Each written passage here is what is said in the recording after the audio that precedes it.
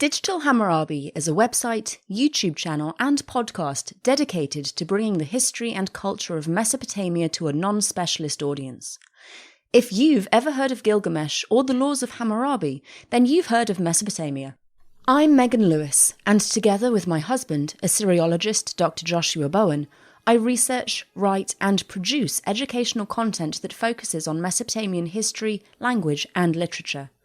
We also have regular interviews with experts in the field, giving our viewers the opportunity to access new research without having to pay for a journal subscription. Please join us at youtube.com/Digital Hammurabi or at digitalhammurabi.com for more information.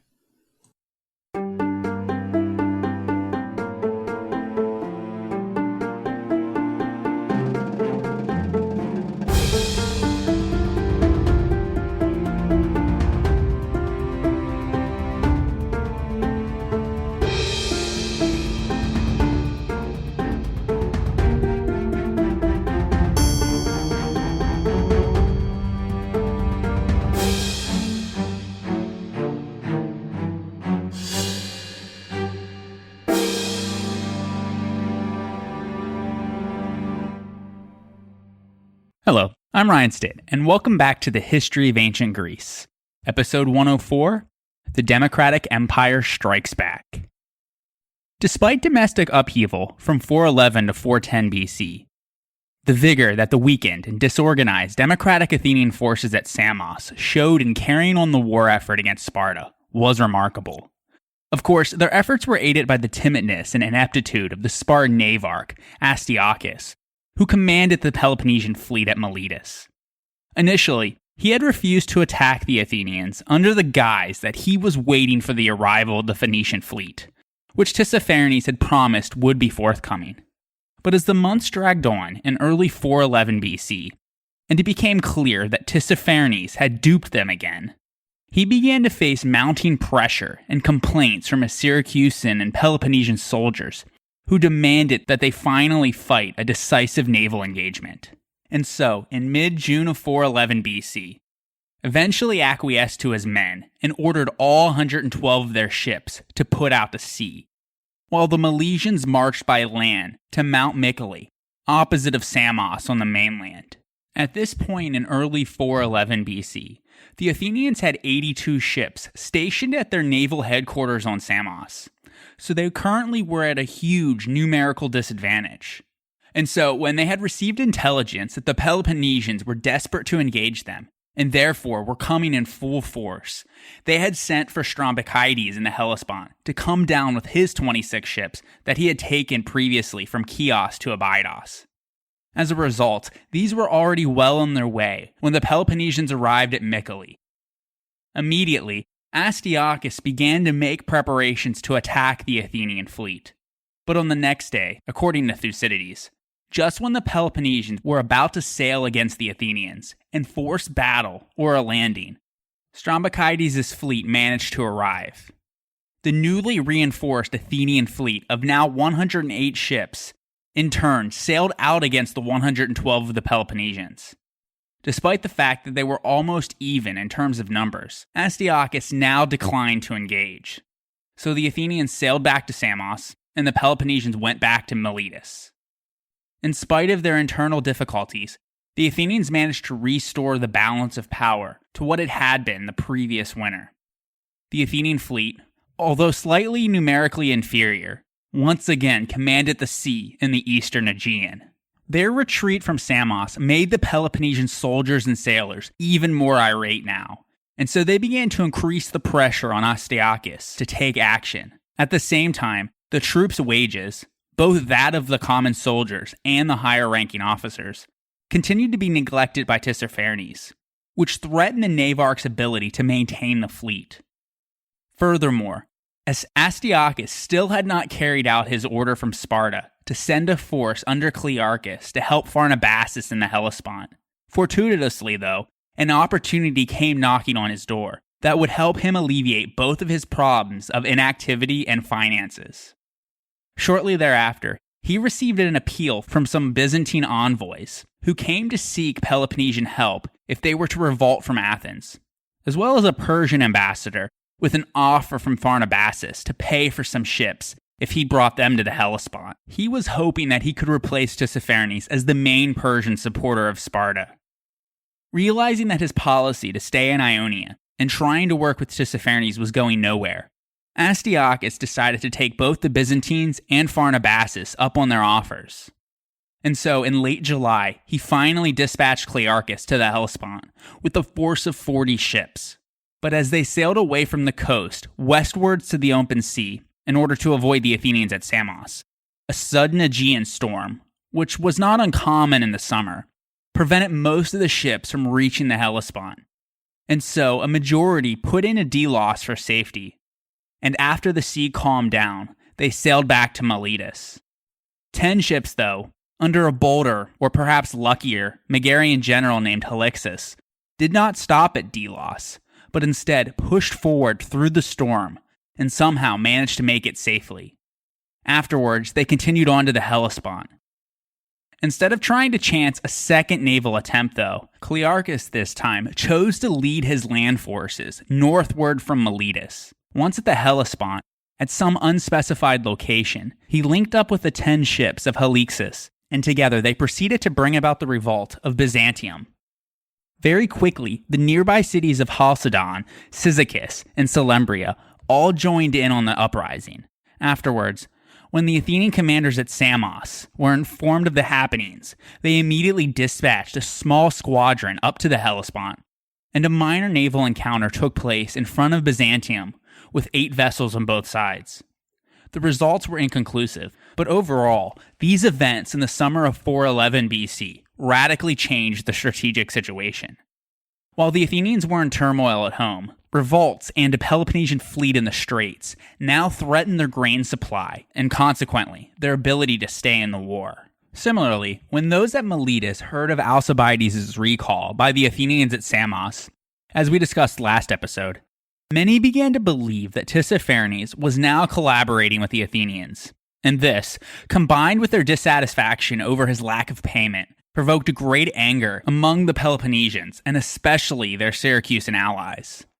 And very quickly, relations between the Peloponnesian fleet, Astyochus, and Tissaphernes went from bad to worse. As we have seen, the fleet's officers had voiced their discontent, aiming it especially at their passive navarch. Finding him to be too lenient towards Tissaphernes, soon enough, rumors began to spread that Astyochus had sold his troops' interest to the Persians. Things came to a head when sailors from Syracuse and Thurii demanded that Astyochus secure their pay, and failing to do so, they would pack up and sail home. With an arrogance that was typical of Spartans commanding foreign troops, Astyochus responded by threatening them, and when a Syracusan officer named Darius spoke up for his own sailors, Astyochus raised a club to strike him. Seeing this, the mass of soldiers rushed at the navarch. In the ensuing riot, he was almost killed, but was able to find refuge at a nearby altar. Since it would have been sacrilege to harm him now, the men parted at once. But this was not the end of Astyochus' woes. The Milesians decided to take advantage of the internal strife by attacking and expelling the Persian garrison in their fort at Miletus that was built by Tissaphernes. Although this action was taken with the approval of many Peloponnesians and the Syracusans, it was not supported by Lycus. Finally, it was at this point in August that Astyochus was relieved of his duties after just 8 months in command. As he set sail for home, Tissaphernes sent a Persian envoy along with him to complain about the Milesians and their fort, and to defend the satrap's actions. At the same time, some Milesian envoys and the Syracusan general Hermocrates separately sailed to Sparta in order to denounce Tissaphernes and to accuse him of joining with Alcibiades and ruining the Peloponnesian cause by playing a double game. Tissaphernes naturally wished to clear himself of these charges, so he finally went to prepare the Phoenician fleet at Aspendos. The Peloponnesians thus sent 2 Spartiates, named Philip and Hippocrates, with 2 triremes to go and escort the fleet back. But when they arrived, Tissaphernes used the excuse that it was smaller than what the great king had ordered, and so he needed to wait for the additional ships. The two Spartiates, no doubt, left Aspendus very angry, though it is likely that Tissaphernes never actually intended to bring the fleet. Thucydides does report that 147 ships at least made it as far west as Aspendus, which sat on the Eurymedon River, in the south-central Anatolian region of Pamphylia. He gives various reasons as to why some believe that the fleet didn't come any further, but ultimately decides that the real reason was because Tissaphernes did not wish it so. He never intended to use it, since the intervention of the force on either side would have been decisive in the war. Therefore, he was still following Alcibiades' recommended policy of wearing out both powers. Speaking of Alcibiades, when he discovered that Tissaphernes had gone to Aspendus, he sailed there himself with 13 ships, promising the Athenians that he would bring the fleet to their side, or at least prevent it from joining the Peloponnesians. In all probability, he had long known that Tissaphernes never intended to bring the fleet at all, and so he wished to compromise him as much as possible in the eyes of the Peloponnesians. Mindarus was the Spartan who replaced Astyages as navarch, and when he arrived at Miletus and took over command of the fleet, he was already mindful of the duplicity of Tissaphernes and the anger that his forces had towards him. At the same time, Pharnabazos was now inviting him to come with the entire fleet, not just a few ships as before, in order to cause a general revolt of all cities in his province who were still subjects of Athens. So when Mindarus received word from Philip and Hippocrates, who were on their way back from Aspendus, and who had made it as far west along the coast to Phaselis, that the reinforcement fleet of Phoenician ships was not coming, and that they were being taken for a spin by Tissaphernes, he made the strategic decision to respond to Pharnabazos' appeals and to move the main theater of the war to the Hellespont. This marked a significant change in Spartan strategy. Instead of a slow war of attrition by picking off individual Athenian subject allies, the Spartans now aimed to win the war quickly by cutting off the Athenians' grain supply and starving them into surrender. The Athenians naturally had to prevent this outcome with all of their might. Mindarus first dispatched the Syracusan commander Darius with 13 ships to Rhodes, since he had learned that some Rhodians were banding together for a pro-Athenian revolution. Then, the rest of the fleet, 73 ships, set out from Miletus at some point in late September or early October of 411 BC. Although another storm forced them ashore at Chios, they only remained there for a few days. Meanwhile, the Athenian general Thrasyllus had heard of the Peloponnesian departure from Miletus. He was inexperienced, as he had never commanded a ship or a regiment of hoplites, but he had been raised from the rank of ordinary hoplite to the office of strategos because of the important role that he had played in checking the oligarchic rebellion at Samos. Unfortunately for the Athenians, though, their new, inexperienced general would be forced into experiencing some growing pains. When he learned that Mindarus was at Chios, he should have sailed there at once with all Athenian ships to block the Peloponnesian fleet from getting through to the Hellespont.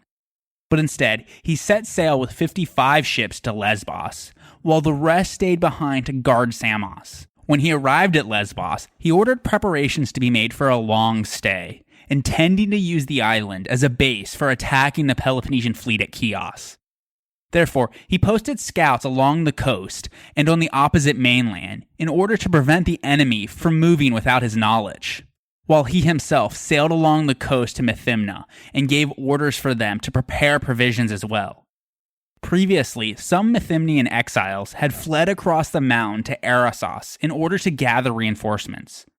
Altogether, they had a force of about 300 hoplites and tried to take Methymna, but they had been repulsed twice by the Methymnians and some Athenian guards from Mytilene, so they returned to Erissos and brought about their revolts. Thrasyllus was at Methymna when he received news of this, so he immediately crossed over with 5 ships, but since he arrived too late to save Erissos, he anchored near the city and awaited for reinforcements. Soon, he was joined by Thrasybulus and his vessels on their way home from the Hellespont, and by the ships of the Methymnians, for a grand total of 67. The forces on board had brought siege engines along with them. The inexperienced Thrasyllus, though, was trying to accomplish too much at once, and so he would fail in his primary goal. Mindarus and the Peloponnesian fleet stayed at Chios for only 2 days, while they loaded supplies for the run to the Hellespont. On the third day, they sailed out with all haste. But instead of making for the open sea, to avoid the Athenian fleet at Erissos, which was on southwestern Lesbos, Mindarus succeeded in bringing his fleet through the narrow waters between the eastern Lesbian shores and the mainland. From there, they continued their voyage along the Anatolian coast. This was a route that the Athenians did not expect them to take, and by nighttime, they managed to slip past any detection from Methymna on Lesbos' northern shore. And continued north to the mouth of the Hellespont. Thucydides says that they were able to do so because the Athenians had been deceived by their scouts, and so those at Erissos were completely unaware. Finally, when they realized the Peloponnesian fleet wasn't at Chios, the Athenian lookouts ignited fire signals to inform their squadron of 18 ships at Sestos of the approach of the Peloponnesian fleet to the Hellespont. And so, by hugging the opposite coastline, these Athenian ships managed to sail down the Hellespont unobserved by the 16 Peloponnesian ships at Abydos. And at dawn, they sighted the oncoming fleet of Mindarus. However, he was able to brush aside and scatter this small reconnaissance force. While 12 managed to escape westwards to Imbros and Lemnos, 3 others were captured, but only one with its crew, and one was destroyed and burned. The Peloponnesians then spent the rest of the day besieging Elaeos, a city-state on the Thracian Chersonese, at the entrance of the Hellespont, but were unsuccessful, so they continued on their journey. When they finally joined their squadron of 16 at Abydos, the Peloponnesians now had a total of 86 ships. With this strategic move, Mindarus had placed his fleet in position to cut off the crucial trade route for Athens' grain supply, and had forced the Athenian fleet to challenge them on the ground of his choosing. From this point onwards, though, Mindarus' luck turned sour. As soon as the Athenians at Erissos heard the news, Thrasyllus and Thrasybulus abandoned their siege and sailed with all haste for the Hellespont. Although they arrived too late to keep Mindarus from joining up with the Peloponnesian fleet at Abydos, they did manage to come across and capture 2 enemy ships, which had drifted out too far into the open sea. The Athenian fleet dropped anchor at Elaeus and brought back the ships that had taken refuge at Imbros. For the next 5 days, both sides prepared for the coming engagement. Ultimately, the Athenians had little choice but to force the action and to take the offensive, as control of the vital Black Sea grain route was now at stake. Since the Peloponnesians had no reason to come out into the open sea, the Athenians also were forced to engage them within the narrower waters of the Hellespont, a situation which seemed to nullify their tactical advantages. And so, from their base at Elaeos, Thrasyllus and Thrasybulus sailed through the Hellespont along the North Thracian coastline with 76 ships in a column formation. They were soon noticed by Peloponnesian lookouts, and so Mindarus at Abydos ordered his fleet of 86 ships to put out to meet them. The Peloponnesians also sailed in a column formation, but along the southern Anatolian coastline. Only 7.5 miles separated the 2 shorelines. As battle was imminent, both sides extended their flanks to create 2 near-perfect, parallel lines. By this time, Thrasyllus on the left had sailed past the point of Cynossema. It sat opposite Abydos on the Thracian Chersonese, at the narrowest point of the Hellespont, and formed a sharp angle that jutted into the strait. Therefore, the Athenian battle line projected forwards in the center, like a chevron, as they shaped their battle line to fit the point. Because of this, the Athenian fleet essentially was divided into 2, as each wing was prevented from seeing what was happening on the other side. The resulting so-called Battle of Cynossema was the first major naval engagement of the Ionian War. As both columns turned to line abreast, the Peloponnesian right wing, which sat the farthest north in the Hellespont, was occupied by the Syracusans, and their left and center, towards the entrance of the Aegean, was commanded by Mindarus and was manned with the best sailors in the entire Peloponnesian navy. On the other hand, the Athenian left was commanded by Thrasyllus, and their right and center by Thrasybulus. Although neither Thucydides nor Diodorus actually names the overall commander of the Athenian fleet, due to his position in the battle line, it was likely Thrasybulus. In addition, Diodorus' account offers an on-deck view of the battle, but misses many of the important tactical decisions made by the commanders. Thucydides has the opposite problem, though, where his focus is on the battle map view, but offers no account of the actual combat. So both sources will be used in conjunction here. As the battle began, Mindarus on the Peloponnesian left quickly tried to outflank the Athenian right.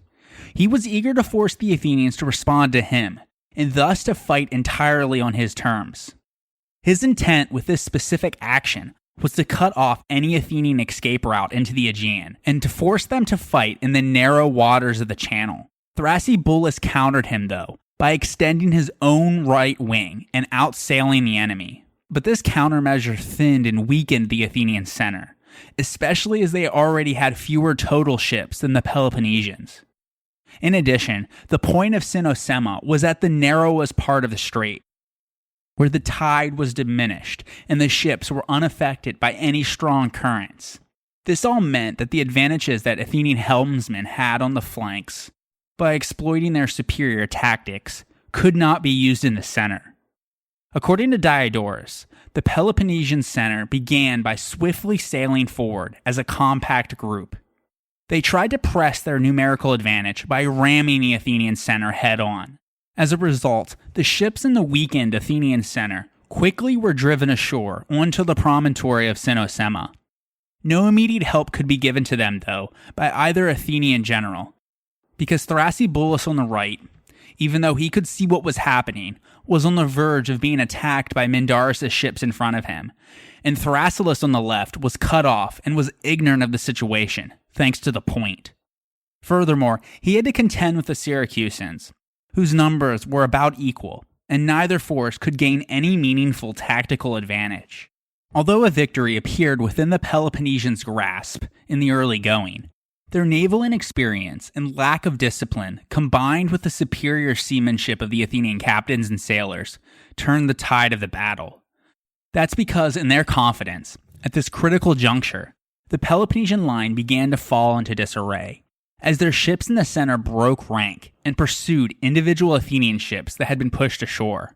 This caused a considerable part of the Peloponnesian fleet to get tangled up near the shoreline, to get tangled up near the coast. In fact, those in the center began to fight at close quarters by using grappling hooks and shipboarding by their marines. This should have been to the advantage of the Peloponnesians, as Diodorus says that they had better marines on deck. But while this was taking place, Thrasybulus had noticed how scattered and disjointed the Peloponnesian center had become. So he gave the orders for his contingent on his right, which was still trying to outflank the enemy, to continue their lateral movement and to face about, and then to launch an aggressive attack against Mindarus' ships. As a result, due to the more open waters, the expert Athenian helmsmen on their right were able to outmaneuver many of the Peloponnesian ships, ram them from the side, and ultimately disable them.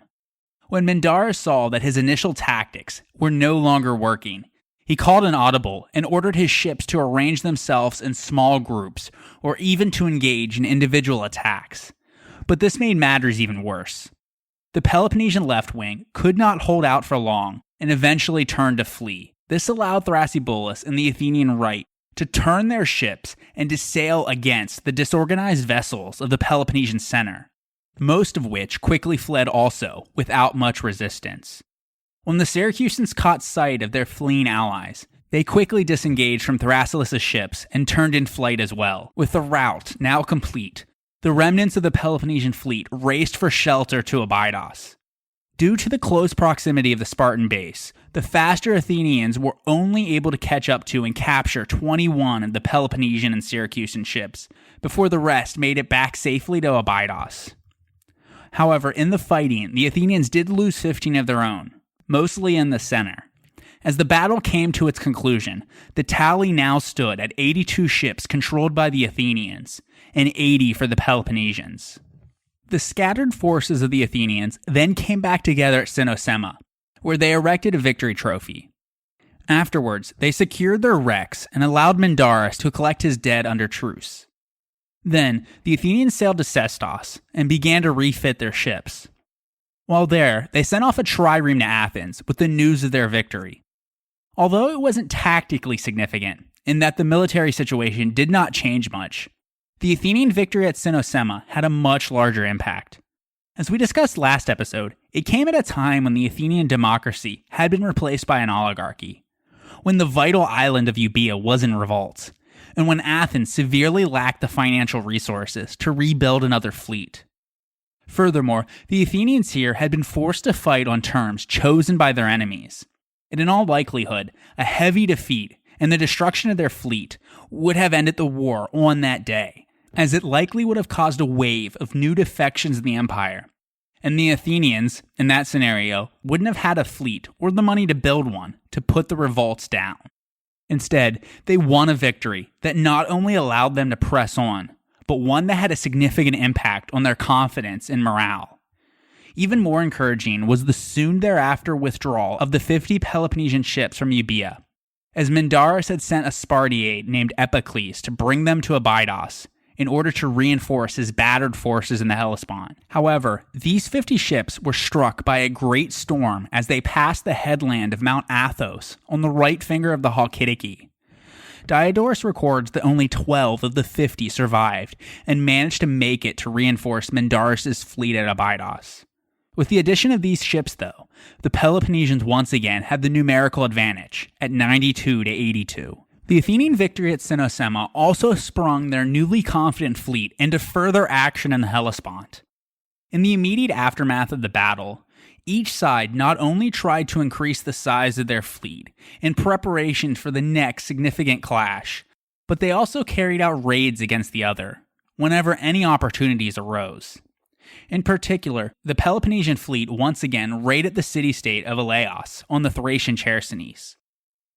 They were able to recapture many of the ships that they had lost in the battle. However, they did not recover all of them, as the Eleasians had begun to burn them. Similarly, 4 days after the battle, the Athenians set out with their entire fleet northeastwards out of the Hellespont into the Propontis. This was in response to an event that happened before the clash of Cynossema, when the city-state of Cyzicus, located on the Anatolian coastline in the Propontis, had flipped sides to the Persian satrap Pharnabazos and the Spartan garrison commander Clearchus. So on the heels of their victory against Mindarus, the confident Athenians wished to put down this revolt. On their way to Cyzicus, they first sighted 8 Byzantine ships at anchor near the city-states of Harpagium and Priapus, so they sailed up and routed the troops along the shore and seized the ships, adding them to their own for a total of 90 now. Then, they continued on to Cyzicus, but when they arrived, they found that it was unfortified, and so they easily recovered it. Although it is not recorded if any punishments were handed out, there likely were some. Whatever the case, the Athenian generals stayed in Cyzicus for an unspecified amount of time to set matters straight and to levy money from them. At about the same time, after visiting Tissaphernes at Aspendus on the southern coast of Asia Minor, Alcibiades had returned to Samos with his 13 ships. Although he no longer held much, if any, influence with the Persian satrap, he still boasted to the Athenians present at Samos that it was he alone who had prevented the Phoenician fleet from joining the Peloponnesians. And not only that, but he was able to do this because he had made the Persian satrap more friendly to the Athenian cause than he had ever been before.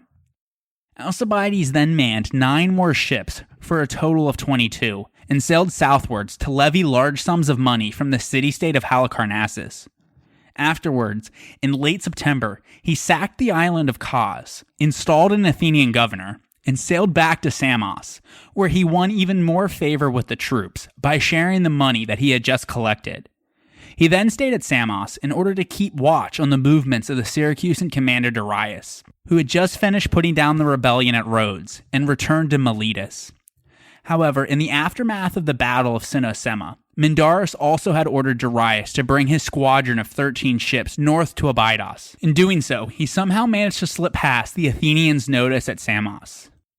Therefore, once Alcibiades realized his folly and that Darius had eluded him, he also took his 22 ships north to reinforce the Athenians at Sestos. Also, at about the same time, those from the city-state at Antandros in the Troad region of Anatolia wished to expel their Persian garrison because of Arsaces' ill treatment of the Delians.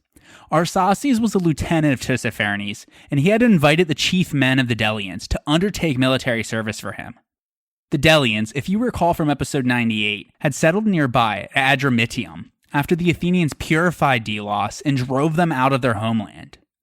But Arsaces' offer was a false one, and when the men were drawn out of their city, he had them all executed.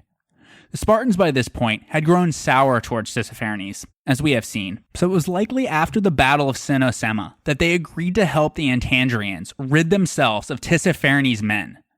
From Abydos, they sent some hoplites through Mount Ida to Antandros, and together, the Peloponnesians and Antandrians expelled the Persian garrison from their citadel. Meanwhile, when Tissaphernes had heard that the Peloponnesian fleet had sailed from Miletus to the Hellespont, he immediately sailed from Aspendus for Ionia, intending to fix his relationship with the Peloponnesians. But along the way, he received word that the Peloponnesians had aided the Antandrians in expelling his garrison, and so he finally accepted that the breach between the two sides was serious.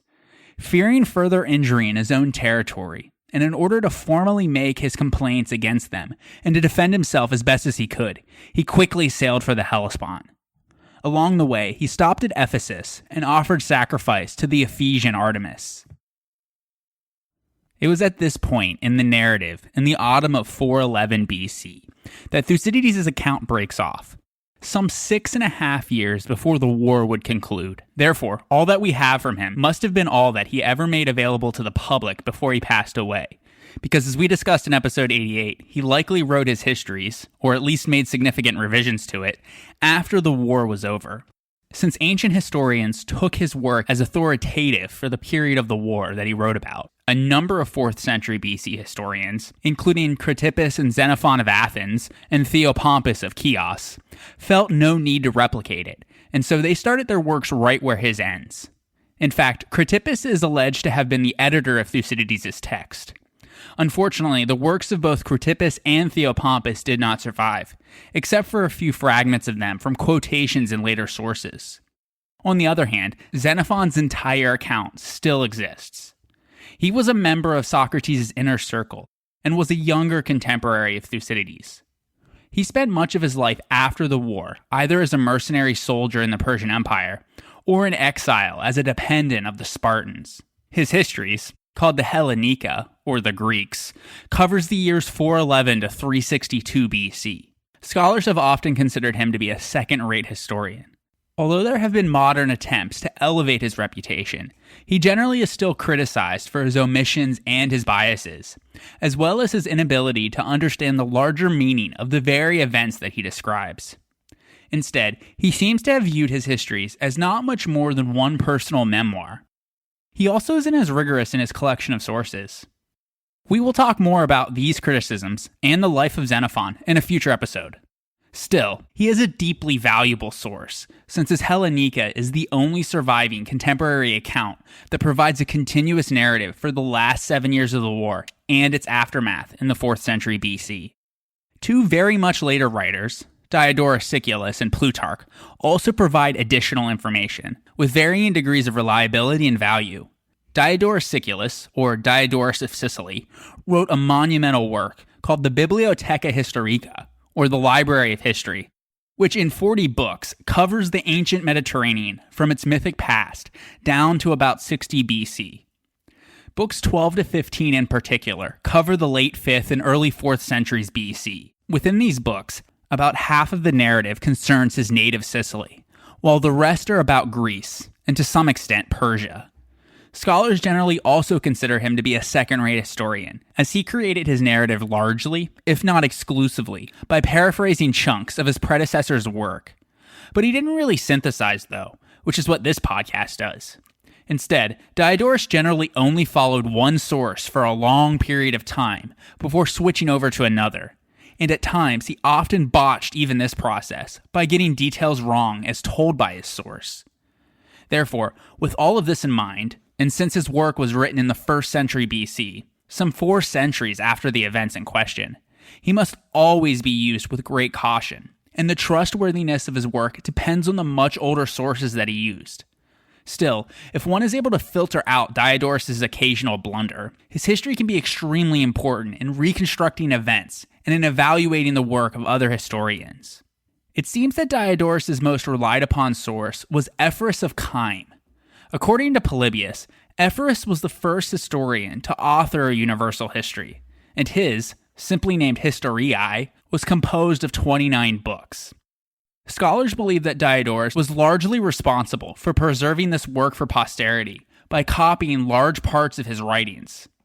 Despite the fact that Ephorus lived during the 4th century BC and could have spoken to many who lived through the war, scholars did not traditionally view him as a highly rated historian either.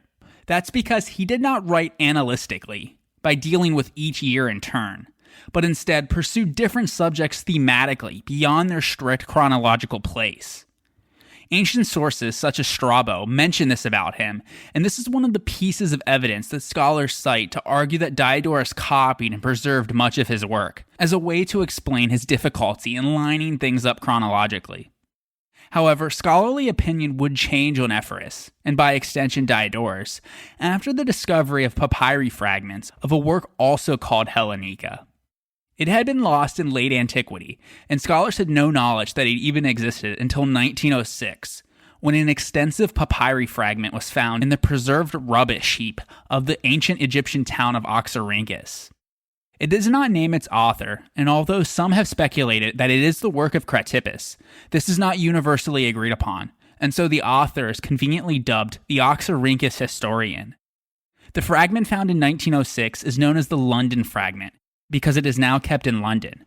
But later in the century, 2 shorter fragments, known as the Florentine Fragment and the Cairo Fragment, were also found in the same place that evidently belonged to the same work of history. But since the 3 fragments came from 3 different copies, the book seems to have been fairly popular, at least in Roman Egypt. Although the vast majority of it is missing, it too appears to have begun where Thucydides stopped in 411 BC, and the fragments incorporated a great deal of detail, such as the names of minor individuals and places, and they also seem to keep close to the hard facts, with a plain, drier prose, and without Xenophon's occasional vivid images and highfalutin language. In addition, it analyzes political institutions and includes arguments about the causes of events, something on the whole that Xenophon's work sorely lacks. Therefore, although we are unsure if it was published before or after Xenophon's Hellenica, depending on whether you believe it is the work of Cratippus or not, scholars generally consider the Oxyrhynchus historian as a reliable, solid, and perceptive narrator of events in the late 5th and early 4th centuries BC. Some scholars even go as far as to argue that the anonymous historian's credibility should be considered superior to that of Xenophon. For example, the London Fragment gives a detailed account of the mid-390s BC that confirms Xenophon's very broad narrative, but adds significantly to it, while at variance with it, in important particulars that modern scholars agree with. In addition, all that which is found on the 3 fragments of the Oxyrhynchus papyri is also found in the account of Diodorus. Despite this, though, it is very unlikely that Diodorus would have used the Oxyrhynchus historian as a source, because his chronology would not be so messed up if he had. Instead, it's likely that the Oxyrhynchus historian was the ultimate source for Ephorus, who in turn was the ultimate source for Diodorus. And so, because of this, scholars generally believe that Diodorus' narrative, from where Thucydides tails off, down to the end of the war, can be considered more trustworthy than other parts of his work, while Xenophon's merits as a reliable narrative historian have been devalued even more by its discovery. As far as Plutarch of Chaeronea, we have discussed him at length many times before. He was a philosopher, biographer, and priest of Apollo at the Temple of Delphi. He is our latest source for this time period, as he wrote in the late 1st and early 2nd centuries AD. Furthermore, his parallel lives is not the work of a historian, but of a biographer who explicitly aims to draw moral lessons from the lives of great men in the past. It is a series of lives of famous Greeks and Romans, arranged in pairs to illuminate their common virtues and vices. This has led many to discount his reliability, but he wrote during the height of the Roman Empire, and so he would have had available a magnificent library filled with a variety of sources, including many lost works. In fact, he even cites and refers to many comic poets and historians whose works are only known because of him. He also cites inscriptions and describes buildings, paintings, and sculptures that he saw with his own eyes. And so, because he gives us very useful anecdotes not found elsewhere, he should not be dismissed entirely, but again, his moralizing tone should always be used with caution when trying to piece together the past. In particular, two of his lives, those of Alcibiades and Lysander, provide important supplementary information during the end of the war and its aftermath. As we mentioned earlier, Thucydides stops his narrative, and Xenophon starts his in the autumn of 411 BC. Since this is by no means a natural breaking point in the story, when beginning his work, Xenophon is clearly envisioning it to be a continuation of Thucydides' history. However, it isn't an exact continuation, as there is a bit of a gap between both accounts. Thucydides ended his with Darius and his 13 ships returning from Rhodes to Miletus, before sailing past Alcibiades at Samos to the Hellespont. But Xenophon has the Syracusan commander still at Rhodes. Furthermore, the Peloponnesian fleet, which was last reported by Thucydides at Elaeus on the Thracian Chersonese, is now, according to Xenophon, at Ilion in the Troad. Xenophon also has the Athenians at Maditus on the Thracian Chersonese, although Thucydides left them at Cyzicus in the Propontis. In addition, a few days later, the moderate Athenian general, Thymochares, arrived from Athens with the remaining ships that had recently been defeated off of Eretria, as we discussed last episode. Xenophon then reports that the Spartans and Athenians immediately fought a sea battle again, and that the Spartans, with Hegesandridas as their commander, were victorious. But scholars are not certain where this battle took place. Furthermore, Hegesandridas, who had commanded the Spartan fleet that had earlier defeated the Athenians off of Eretria, is not known to have commanded ships for Sparta in the Hellespont, where Mindarus was still in command. It's possible, though, that Xenophon's mentioning of a first battle here was just a careless reference to that in the Euripus near Euboea, which we will mention shortly. Whatever the case, the arrival of the Syracusan commander Darius and his 13 ships sparked the next major contest between the two navies. On one unspecified day, in early November of 411 BC, Darius sailed his squadron into the Hellespont and tried to slip past the Athenians. Despite doing so under the cover of darkness in the early morning, they still were spotted by Athenian lookouts near Sigium in the Troad. Signals then were given, which informed Thrasybulus and Thrasyllus at Maditus of their presence. So in response, the Athenian generals dispatched 20 of their own ships to sail out against the 13 of Darius. The Syracusan commander managed to elude this larger Athenian force by beaching his triremes in the area around Rotion, which sat northeast a bit up the coast from the city-state of Ilion. After waiting for some time, Darius then ordered his men to board their ships and to sail once again towards the Peloponnesian base at Abydos. But again, the Athenian squadron found them, this time at Dardanus, and so they were forced back to the shore. Here, instead of waiting them out once again, Darius decided to make preparations for a land fight against the Athenians. And so he disembarked his soldiers and took over the force of Peloponnesian troops guarding Dardanus, who gave his men a large supply of missiles. Then he stationed some of the soldiers back on their ships, and some in advantageous positions on land. Therefore, when the Athenians arrived and attempted to disembark, they were pelted with missiles both from Syracusan ships and from on land. Ultimately, the fighting was nothing more than a minor skirmish that wore down both sides and accomplished nothing, and the Athenians eventually gave up and sailed away to Maditus to join the rest of their fleet. Meanwhile, Mindarus had been sacrificing to Athena at Ilion in the Troad, and so when he learned of the situation, he sent word to Pharnabazos for help and raced back to his base at Abydos. Then, he set out with his fleet of 84 ships to link up with the 13 of Darius at Dardanus for a total of 97. The Athenians, though, were sitting across the shore at Maditus, so they too set out to sea to engage the Peloponnesian fleet.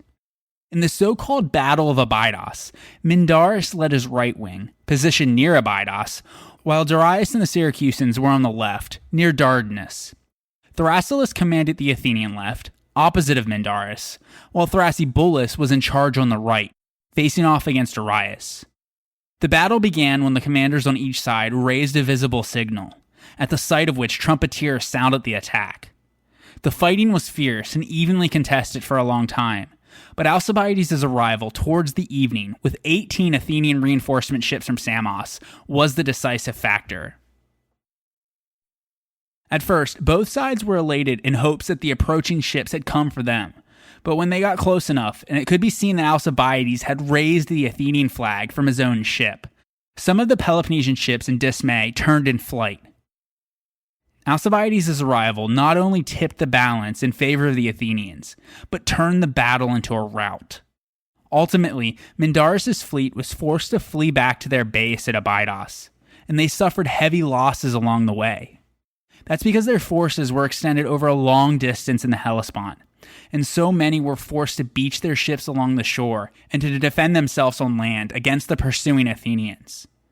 However, they were saved from what likely would have been complete destruction thanks to the coming of darkness, a windy storm, and the intervention of Pharnabazos, who had brought his cavalry and infantry down from his capital at Daskylium to aid them.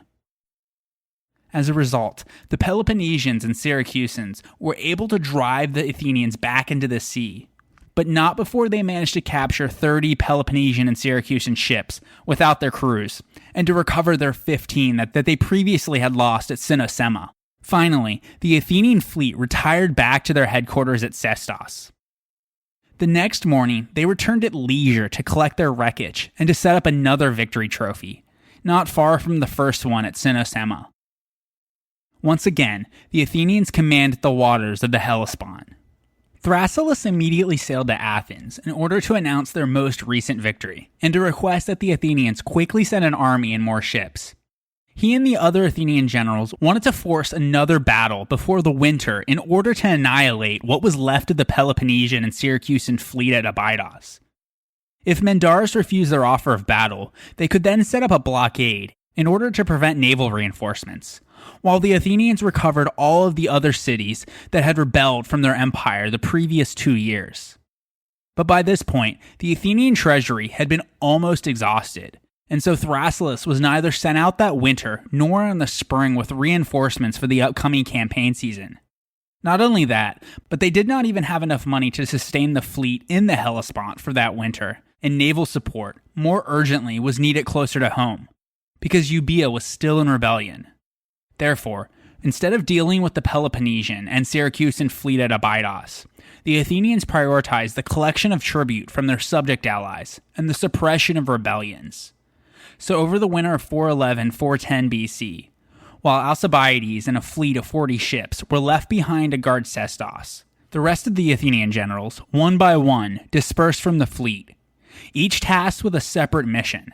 In particular, Thrasybulus, with an unspecified number of ships, went to the northern Aegean and Thrace, and Theramenes took 30 ships to deal with Euboea.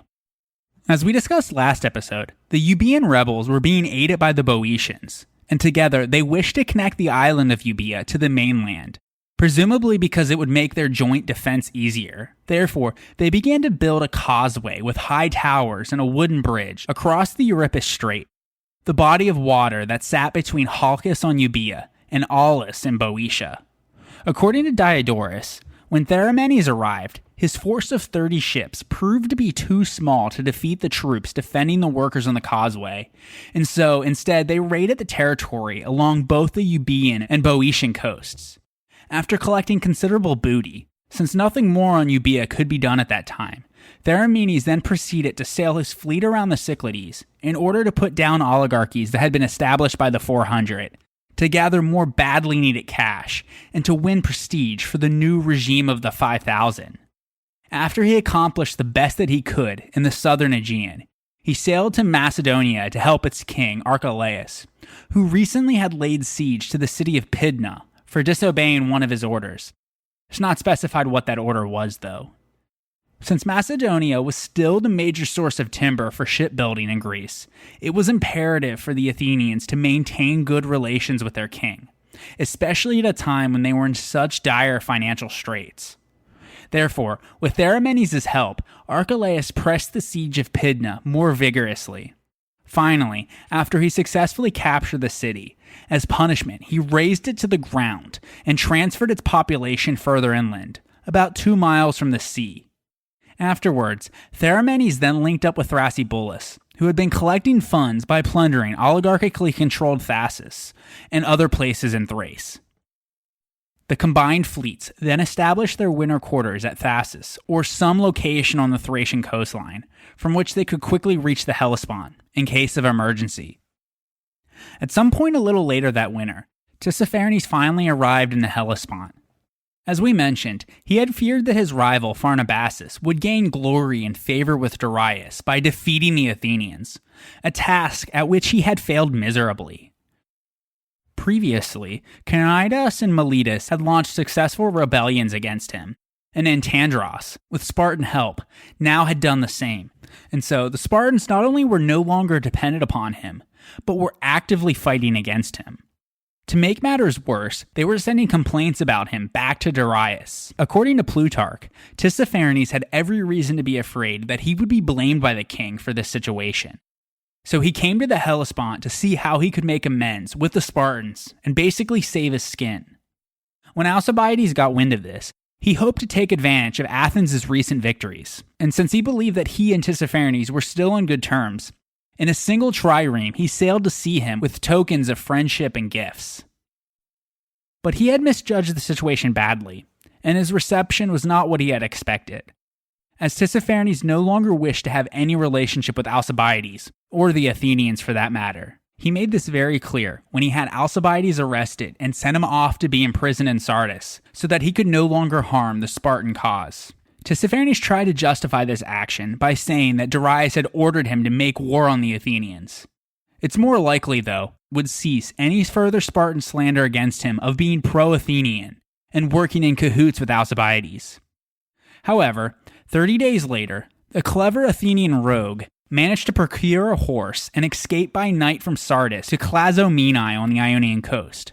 In order to get back at Tissaphernes for his betrayal and to make sure that the Spartans didn't fall for his games, Alcibiades publicly declared that he was released by him on account of their friendship.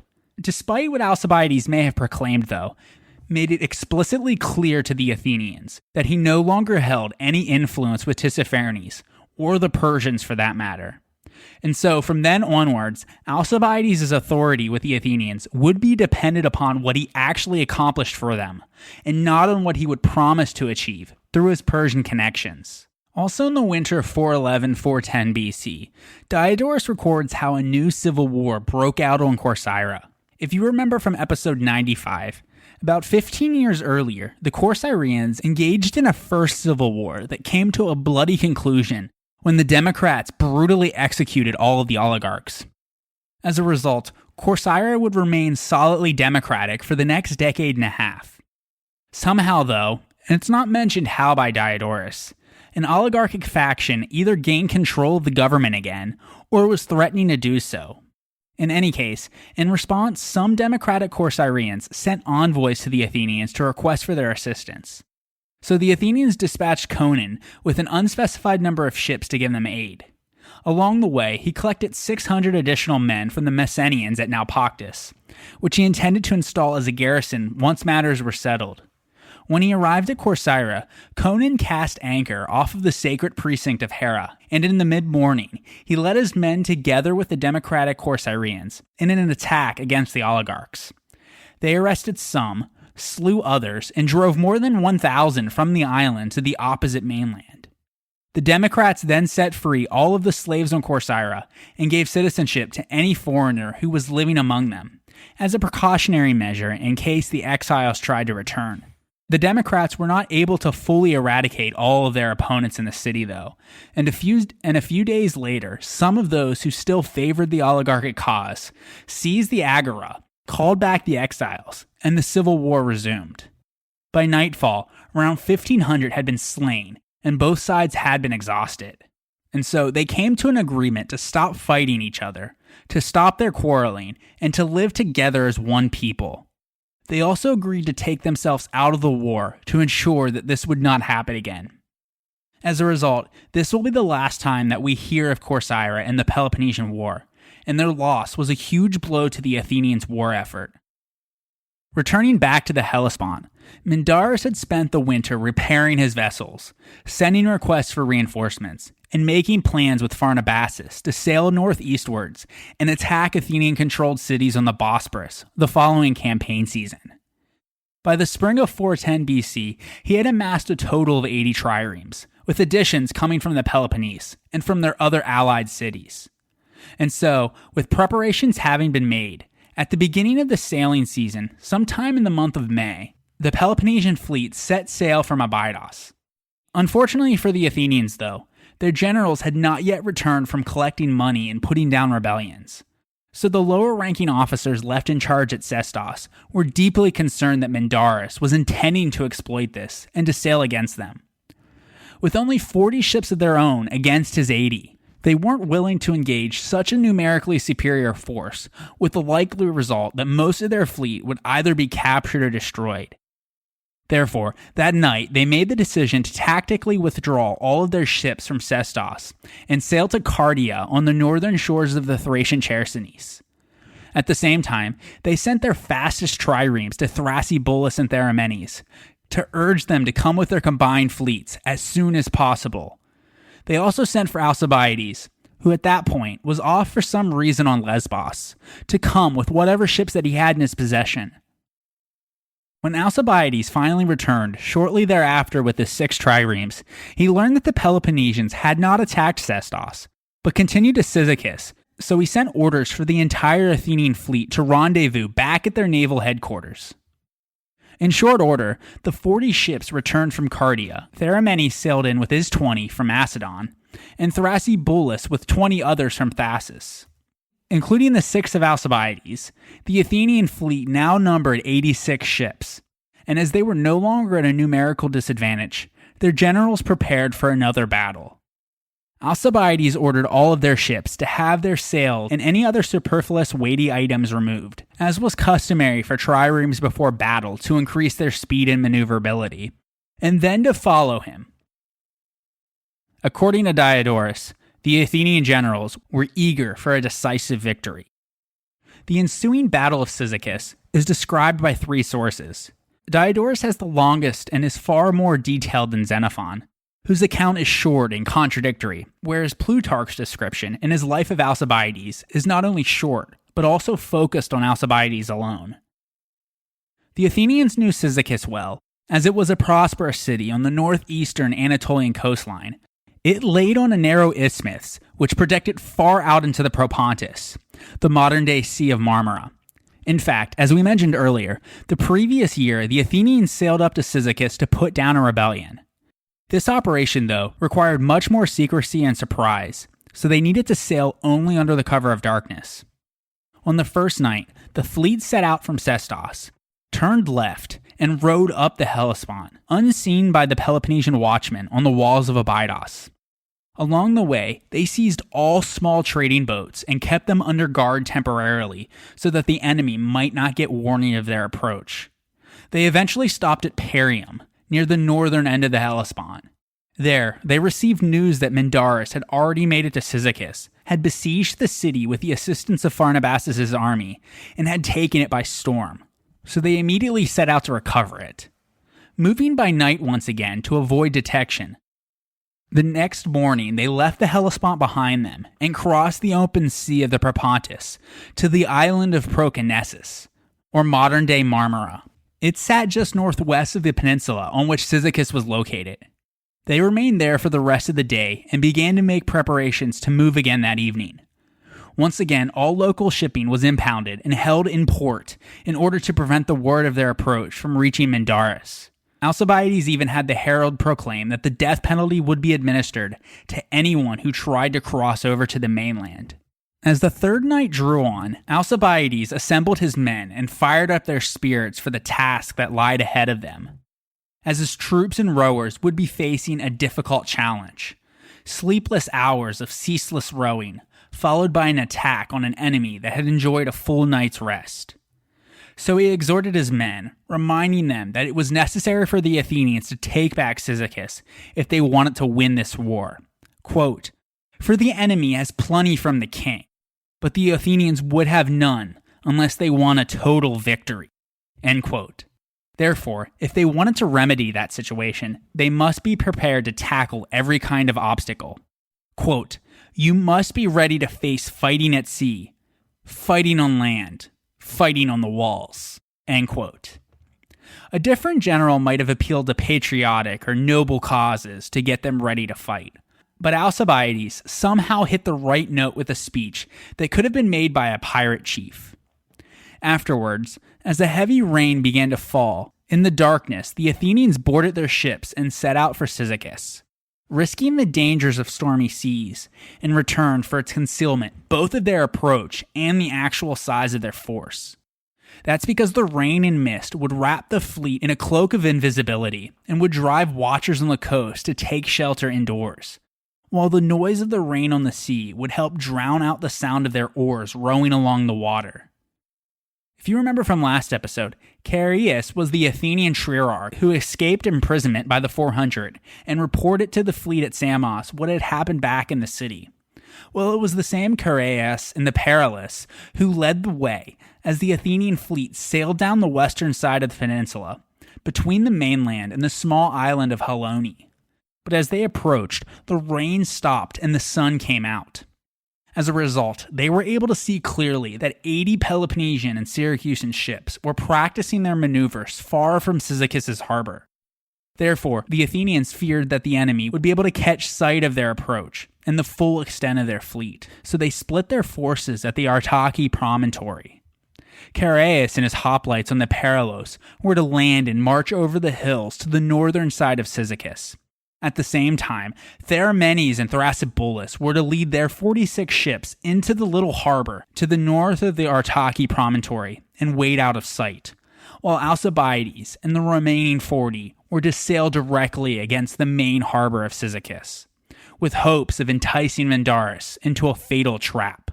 Once the Peloponnesian lookout saw Alcibiades' ships approaching the harbor, Mindarus took the bait, believing that this was all of their forces, and therefore he had a numerical 2-to-1 advantage against the Athenians. And so he broke away his ships from their drill and sailed out into the open sea with his entire fleet in pursuit. When Alcibiades' forces saw them approaching, they feigned panic and fled westwards. At seeing this, the Peloponnesians now were in high spirits and pursued after them in belief that they were about to win a great victory against a scared and numerically inferior enemy. But when Mindarus' fleet had sailed sufficiently far away from the harbor, Alcibiades raised a signal, and his triremes did an about-face in order to turn around and face the enemy. Then, each quickly locked onto a target and charged at them with their rams. At the same time, the hidden Athenian forces under Thrasybulus and Theramenes emerged from their hiding spot behind Mindarus' fleet and began to cut off their line of retreat back to the city's harbor or the beaches close to it. Although Alcibiades' sudden charge and the appearance of the main Athenian fleet behind them took Mindarus by surprise, he had perceived the trap in just enough time before he was completely encircled, and knowing that getting to land would be their only chance of survival, he was able to lead his ships in a desperate flight towards Clary, a beach in the southeastern corner of the bay, which was the only direction still open to him. Alcibiades' squadron pursued vigorously after the fleeing Peloponnesian and Syracusan ships, and they managed to sink some, or damage and capture others, but most of Mindarus' men were able to land and beach their vessels. As the Athenian marines threw out their grappling hooks and attempted to tow away enemy ships, the Peloponnesians fought back from their own decks. At one point, Alcibiades sailed with a few of his fastest triremes for an open strip of beach to the west of the Peloponnesian fleet's location. Once they landed, he and about 300 marines and archers jumped to the shore and pursued after Mindarus' troops from the west in full battle fury. Mindarus was caught surprised once again, and so he called his troops from their ships and onto the shore. At the same time, Pharnabazos' troops, who had come up to support them, had finally arrived, and together they were able to drive the Athenians back, as Pharnabazos and Mindarus' combined army outnumbered that of Alcibiades, and they had firmer footing on the land. Thrasybulus, though, who was watching from the deck of his flagship, perceived what was taking place, and knew that unless he acted quickly, Alcibiades and his men would soon be overwhelmed by the sheer force of the enemy's numbers. So he shouted across the water with his booming voice to let Theramenes know that the assault on Cyzicus would have to wait, and instead he needed him to join his forces with those under Chaereas and ferry them across the bay to the aid of the Athenians from the east, while he and his marines would hurry to help them from the west. Mindarus likely was too busy with Alcibiades' forces to notice, let alone to prevent this from happening. But when word finally reached him of Thrasybulus' approach, he sent Clearchus with a part of his own force and a contingent of Persian mercenaries to stop him. Thrasybulus, though, only had the marines and archers from about 23 ships. His badly outnumbered men fought with courage and determination against a numerically superior enemy, killing many of them, but they took many losses too, until finally they became surrounded on all sides. His army was about to be destroyed, but then the combined force of Theramenes and Chaereas finally arrived from the east. Although the troops of Thrasybulus had been exhausted, their spirits were suddenly revived with the appearance of these reinforcements. Another obstinate battle thus ensued, this time with Clearchus' forces and the Persian mercenaries now being attacked on two sides. When their battle line was finally broken, the Persian mercenaries fled the field, which allowed the Athenians to defeat and to expel the Peloponnesian force left behind under Clearchus. Now that Clearchus' forces had been defeated, the troops of Theramenes rushed to give aid to those who had been fighting under Alcibiades. As a result, Mindarus now found himself caught between the troops of Alcibiades on the shore and those of Theramenes behind him. Undaunted, though, Mindarus pressed forward and divided his forces in order to face the threat now pressing from both sides. According to Diodorus, the Athenians and the Peloponnesians here fought in a heroic battle, as many were killed on both sides. But when the Spartan commander Mindarus was killed in the fighting among the ships on the shoreline, Peloponnesian resistance dissolved, and his men panicked and fled the field. The Athenians chased after them for some distance, and it was only the arrival of Pharnabazos himself with his cavalry that halted their pursuit, and what likely would have been the total slaughter of the Peloponnesian army. Still, the Athenian navy more or less annihilated the Peloponnesian fleet, as all of their ships by that point had either been destroyed or captured. In particular, the Syracusan contingent chose to burn all of their ships so that the Athenians couldn't get their hands on them. Those not destroyed were towed away by the Athenians back to Proconnesus, while the remaining Peloponnesian troops fled to safety at Pharnabazos' camp. On the next day, the Athenians then sailed back to Cyzicus and entered the city in triumph. Since the Peloponnesians and Pharnabazos had now abandoned them, the people of Cyzicus were forced to receive them without a fight. The Athenians then set up 2 trophies to commemorate their dual victories on land and sea. Alcibiades remained there for the next 20 days, during which he had his troops extort much money from the people, though they did the city no other harm, before finally returning to Proconnesus. From there, the Athenians set out for the northern shores of the Propontis, in the direction of the Bosporus, and they extracted funds from various city-states along the way. First, they sailed to Perinthos, which received their army into their city, and then to Selembria, which gave them money but did not admit them inside their walls. Finally, they went to Chrysopolis, or the Golden City, which sat near Chalcedon. There, they erected a fortified customs station in order to begin collecting a decateuterion, literally meaning tithed at a tenth. It was a 10% tax on all cargo from vessels sailing from the Black Sea to the Hellespont. This money was shipped back to Athens. Although we are unsure how much the Athenians earned annually from the tax, it likely played a huge role in the recovery of the city's depleted finances. Afterwards, while the rest of the Athenian generals returned to the Hellespont, 30 ships under Theramenes and Eumachus were left behind to keep watch over this territory and the ships sailing in and out from the Black Sea, basically to ensure there were no disruptions to their new tax system and to their vital grain supply route. They also were tasked with attacking the enemy if some impeccable opportunity presented itself. Although both Xenophon and Plutarch give Alcibiades exclusive credit for the victory at Cyzicus, Theramenes and Thrasybulus deserve at least an equal share in the praise. Alcibiades may have fought splendidly and carried out his role to perfection, but the performances of Theramenes and Thrasybulus were also outstanding, and their appearances during the battle ultimately assured Athenian success.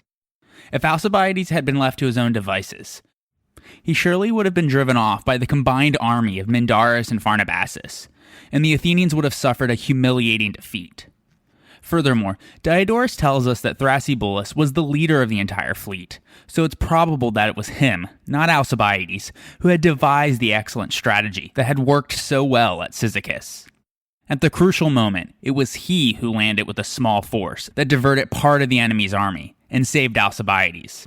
And no less critical was the order that he gave to Theramenes, whose subsequent arrival sealed the victory for the Athenians. And so, in actuality, as a strategist, tactician, and commander in the field, Thrasybulus played the largest part in the battle, and was the one most responsible for the victory. In fact, the Roman biographer Cornelius Nepos later writes, quote, "In the Peloponnesian War, Thrasybulus accomplished many victories without Alcibiades. The latter accomplished nothing without the former, yet he, by some gift of his nature, gained the credit for everything." End quote. In a span of just a few months, the Peloponnesians had lost somewhere between 135 and 155 ships. Even more devastatingly, the chief consequence of their string of defeats from 411 to 410 BC was that the Athenians once again had full control over the Hellespont, and as a result, had removed the threat to their Black Sea grain supply route, at least for the moment. But perhaps as significant was the reversal of Spartan morale. Neither Persian money nor their fort at Diobelii had brought them a victory, and no other strategy seemed workable at the moment. In the wake of their resounding defeat, Mindarus' name was immortalized in one of the most famous examples of laconic brevity, when a dispatch later from the Spartan survivors was intercepted by the Athenians. Mindarus' vice-admiral, Hippocrates, was on his way to Sparta with a letter when he was captured. According to Xenophon, the intercepted dispatch reads, quote, "The ships are lost. Mindarus is dead. The men are starving. We do not know what to do." End quote. This sums up perfectly the desperation of the Spartans at that moment. The combination of the annihilation of the Peloponnesian fleet, low morale, and the fact that the Athenians had taken quite a few Spartiate prisoners once again made the Spartan authorities back home eager to seek another peace. Therefore, in violation of their treaty with Persia, in late 410 BC, the Spartans sent ambassadors to Athens to negotiate a ceasefire. It would seem then, from their willingness to make a separate peace, that the Spartans considered the third treaty with Tissaphernes to have been rendered invalid by his failure to maintain and pay their forces. Regardless, the chief Spartan ambassador here was Endius, a man close to Alcibiades. When it was his turn to speak, according to Diodorus, he set forth Sparta's proposal as this. Quote, "We wish to make peace with you, men of Athens, and that each side should keep the cities it now controls, but abandon the garrisons it holds in the other's territory, ransoming prisoners, one Athenian for one Laconian." End quote. Basically, the Spartans wanted peace on the basis of the status quo at that moment. The cessation of warfare, a trade of Pylos for Decalia, and an exchange of prisoners would surely have been welcome to the Athenians, but maintaining the status quo was a different matter entirely, as this meant that they would have to give up their claim to the rest of their former territory that Sparta currently held. This included the islands of Euboea, Thasos, Rhodes, and Chios in the Aegean, Miletus and Ephesus in Ionia, parts of the Thracian Chersonese and Abydos in the Hellespont, and Chalcedon and Byzantium on either side of the Bosporus. According to Diodorus, the most reasonable of the Athenians favored the acceptance of these terms, but the majority in the ecclesia were deceived by popular leaders who made private profit from public troubles.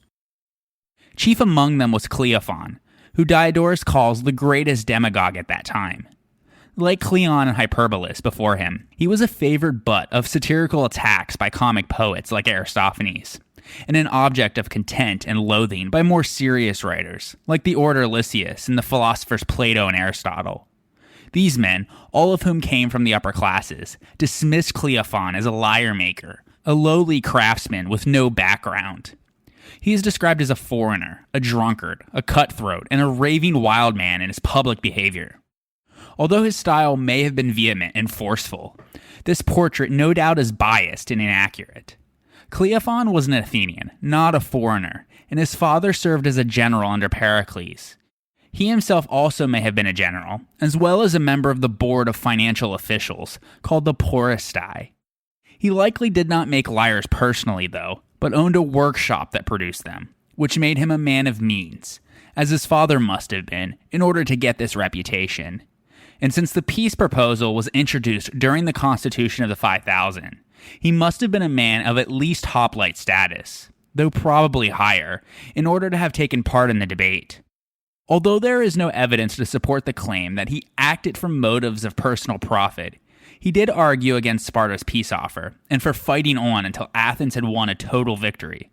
And so looking back with hindsight, it's not hard to see why later upper-class Athenians would come to see him as a sort of scapegoat to explain the Demos' bad decisions during the last years of the war. Whatever the case, it probably didn't take too much to convince the ecclesia that it was in their best interest to keep fighting. That's because many Athenians, no doubt, were enthusiastic about the prospects of recovering their empire in the wake of their resounding victory at Cyzicus. They also had reason to hope that the alliance between Sparta and Persia would splinter. The Peloponnesians had already split with Tissaphernes, and by offering peace to Athens, they had just violated their treaty with Persia. So many probably believed that it was only a matter of time before Pharnabazos abandoned his Greek involvement too.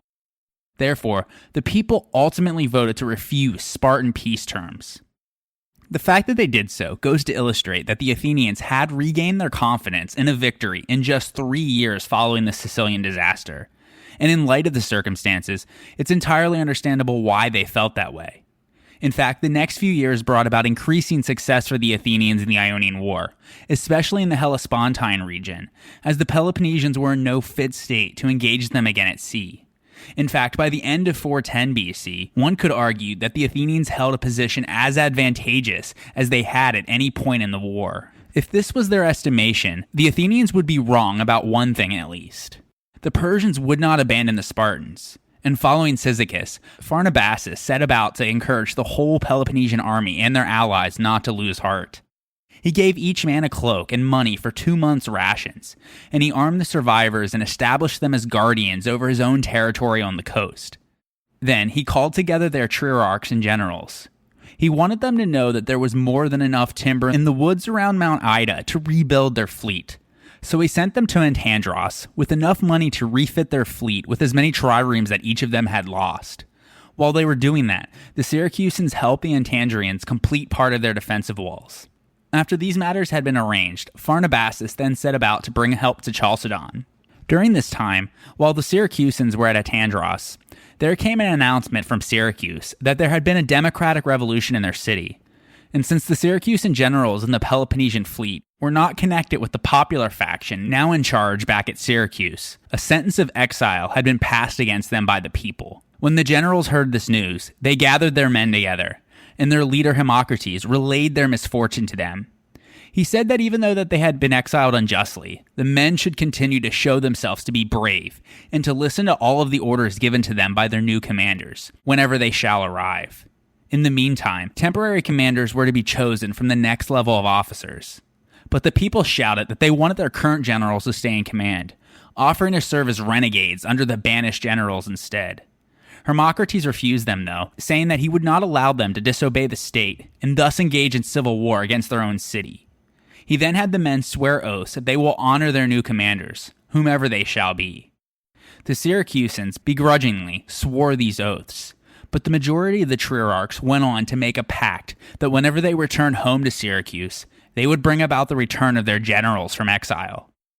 The banished generals then left Antandros, and sometime later, those chosen to succeed them arrived in Miletus and took over the Syracusan ships and the army.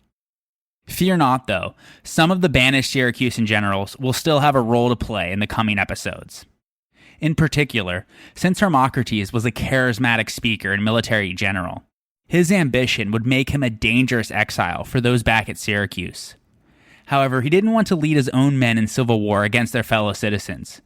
So he accepted his exile, bided his time, and began to procure foreign mercenaries and triremes. His main problem, though, was that he didn't have the money to do so, as his estates were all back in Syracuse and likely had been confiscated by the new government. Therefore, he needed to find a financial backer. He first went to the court of Pharnabazos, where he received money even before asking for it, likely because he had in the past brought accusations against Tissaphernes to the Spartan authorities, which pleased Pharnabazos very much. After all, Pharnabazos and Tissaphernes were hated enemies. And so, with Persian money, he began to gather mercenaries and fit out a fleet for his return to Syracuse. In the meantime, he served as Pharnabazos' advisor. Further afield, the king of the Odrysian Thracians, Xuthus, died at some point in 410 BC after a serious illness. He was succeeded by Amadocus, who ruled from around 410 to 390 BC. Amadocus was a personal friend of Alcibiades, and he will have an impact later in the war, so we will return to him and the Odrysian Thracians in a future episode. In the months following the Battle of Cyzicus and the Athenians' refusal of Sparta's peace proposal, the Athenian government would undergo another change. As the victories in the east had been won by the cooperation of the 5,000 in Athens and the fleet at Samos, this convinced them once again that they could win the war with their radical democracy. Although it's likely that this transition had been gradual, the decisive moment came in June of 410 BC. When the exclusive powers of the 5,000 were abolished and full political rights were returned to the entire Athenian citizen body. It's entirely possible that the splintering first occurred over the Athenian rejection of Sparta's peace offer. In this scenario, the moderates would have been among the most reasonable, as Diodorus puts it, who favored its acceptance, but the majority clearly thought otherwise and voted to reject it. Therefore, once the decision was made to continue the war, it was easy for the Athenian people to conclude that those who wanted peace were no longer suitable to lead the state to a total victory, likely by learning from their previous mistake with Nicias and his faction. Therefore, the repudiation of the Spartan offer seems to have amounted to the defeat of the government and a vote of no confidence. But this is all just speculation, as neither Xenophon nor Diodorus mentions the restoration. Although Aristotle begins a short and inaccurate passage bridging 410 to 404 BC with what is probably an allusion to it, the best evidence for the restoration is the decree quoted by Andocides in his treatise On the Mysteries, which is dated to the first Prytany of 410-409 BC, and he goes out of his way to refer to the Council of 500 appointed by lot. It's probable that the calendar was adjusted so that a new year for the council began at its restoration. The lack of a narrative, though, makes it harder to pronounce on the end of the intermediate regime. But unlike the collapse of the 400, which followed a loss in the Euripus, this one followed a success, and unlike the extremists, Theramenes and Aristocrates were not put on trial. We shall see some signs of friction, but there apparently was much less traumatic change. Almost immediately afterwards, in early July of 410 BC, Agis tried to take advantage of Athens' most recent political change by attacking the city, and so he led his army on a foray from Decelea down to the Long Walls.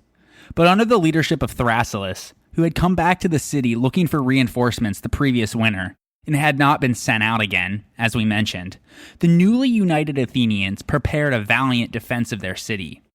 He marshaled everyone of fighting age by the Lycaeon Gymnasion, which sat just outside the city's walls, and prepared them to fight if the Spartans should choose to attack them. However, the sight of this army exercising outside the walls of Athens led Agis to retreat back to Decelea. He inevitably wasn't expecting any resistance at all, and now that there would be some, he wasn't interested for whatever reason.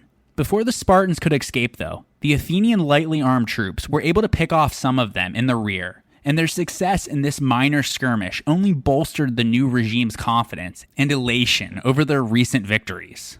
On the other hand, while Agis was near the walls of Athens, he had seen many grain boats sailing into the Piraeus, which led him to remark that it was useless for his men to exert so much energy in preventing the Athenians from tilling their own land if they could not stop the grain that was coming to them by sea.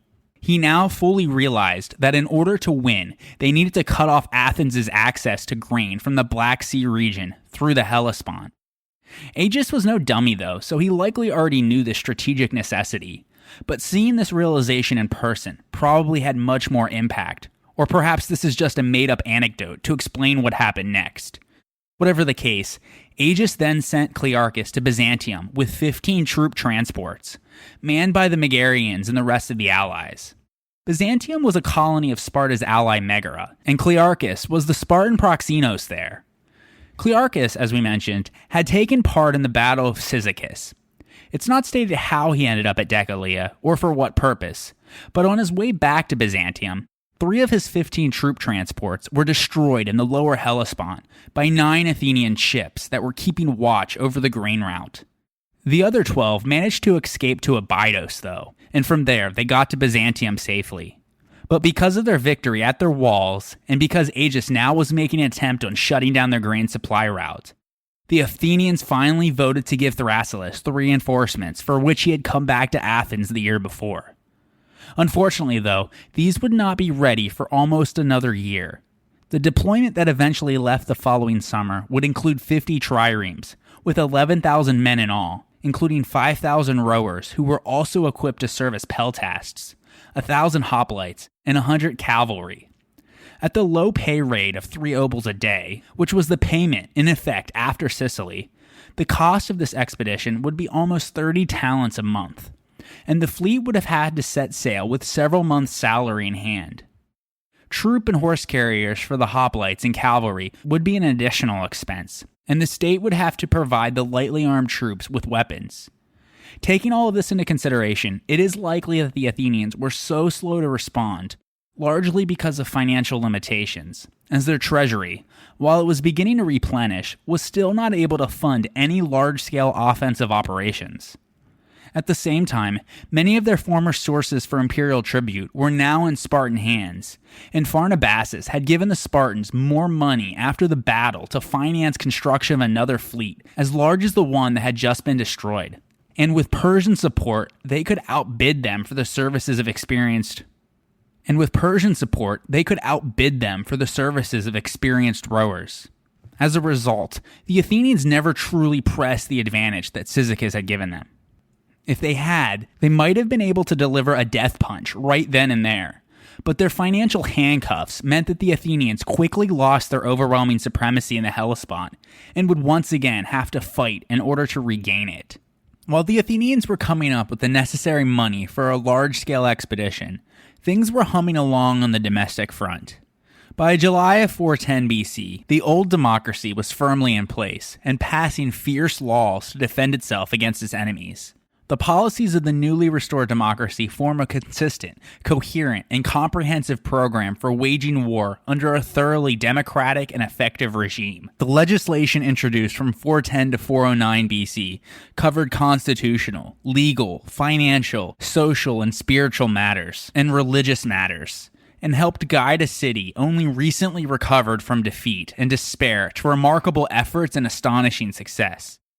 After their experience with the oligarchic boules, the Democrats decided to put new limits even on its democratic counterpart, by stripping away its power to impose the death penalty or fines above 500 drachma, without the consent of the ecclesia or the popular courts.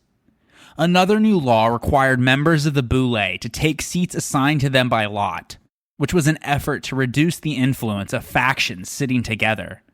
Furthermore, the rapid change from a full democracy to 400 to 500 and back had produced considerable confusion among the people about their laws, as both regimes had changed and produced new legislation.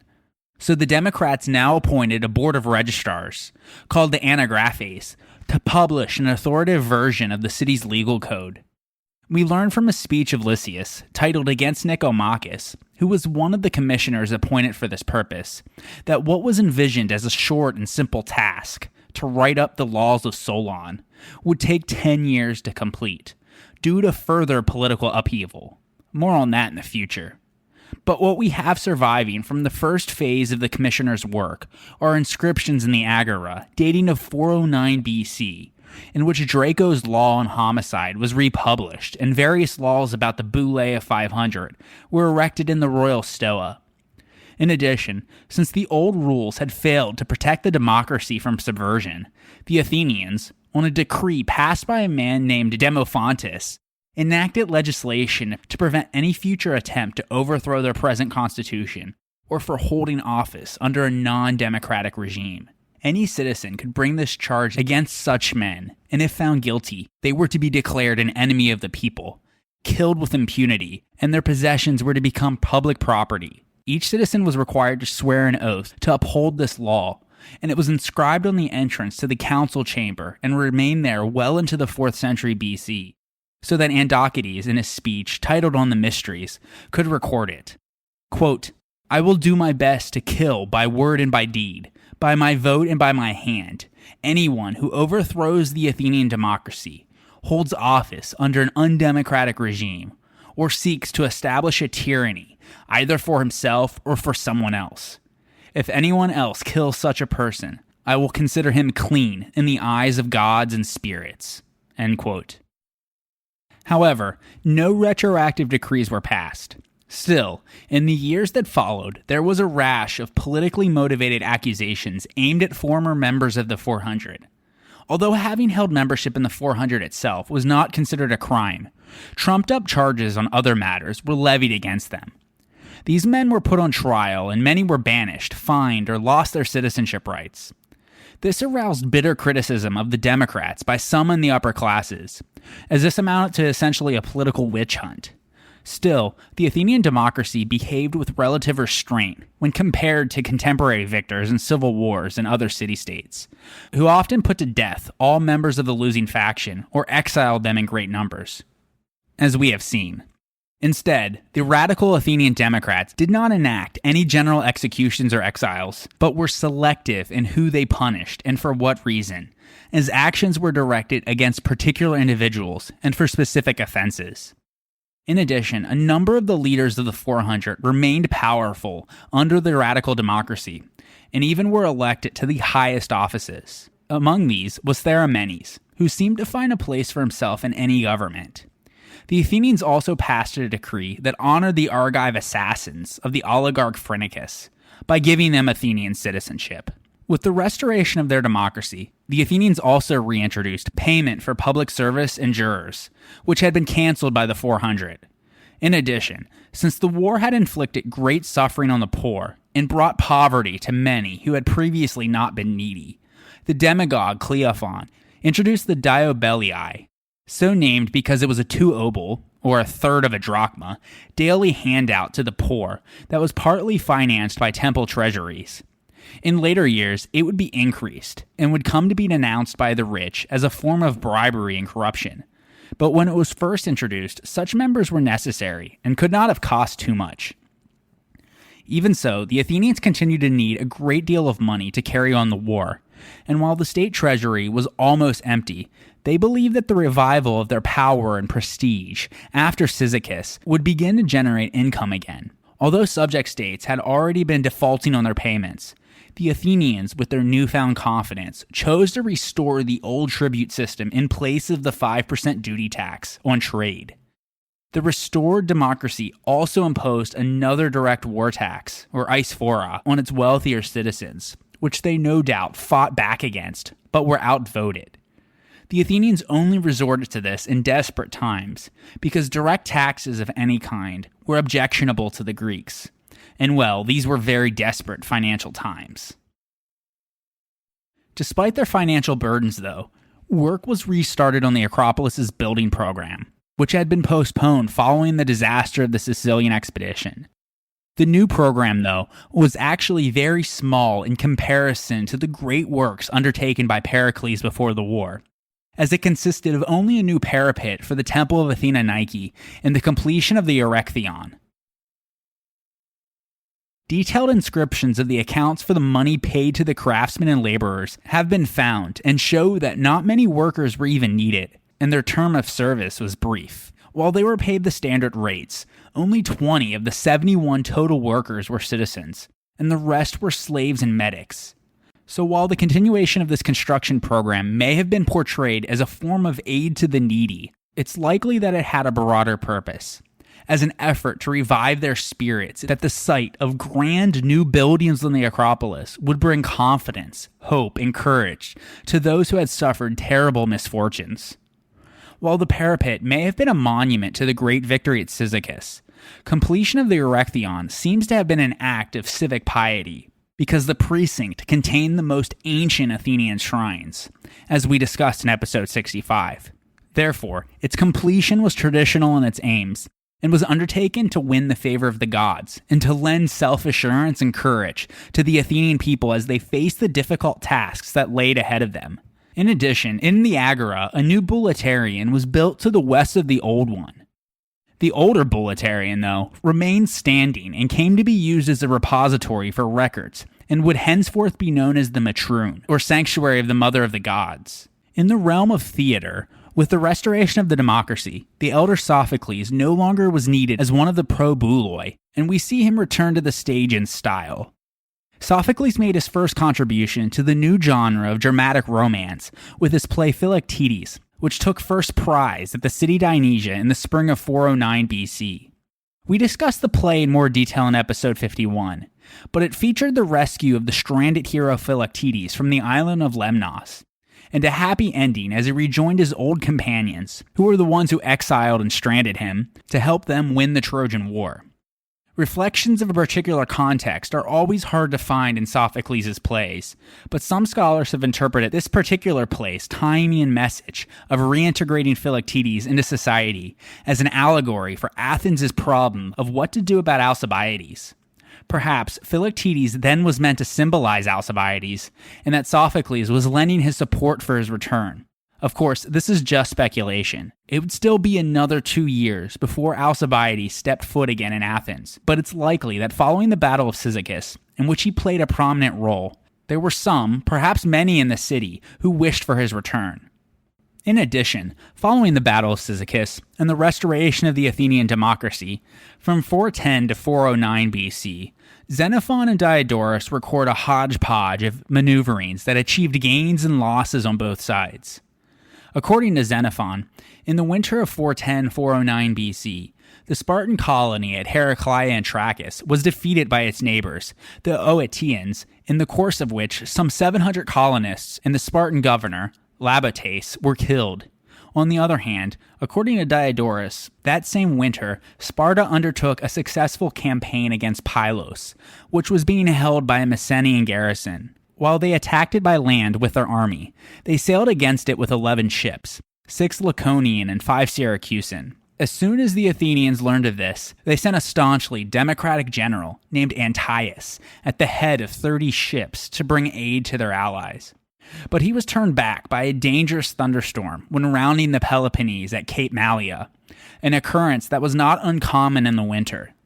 When he returned to Athens unsuccessfully, the people were so incensed at him that they accused him of treason, and he was put on trial. Antius apparently believed that he was in enough danger to be found guilty by the angry mob that he preemptively chose to pay off the jury and thus save his own skin.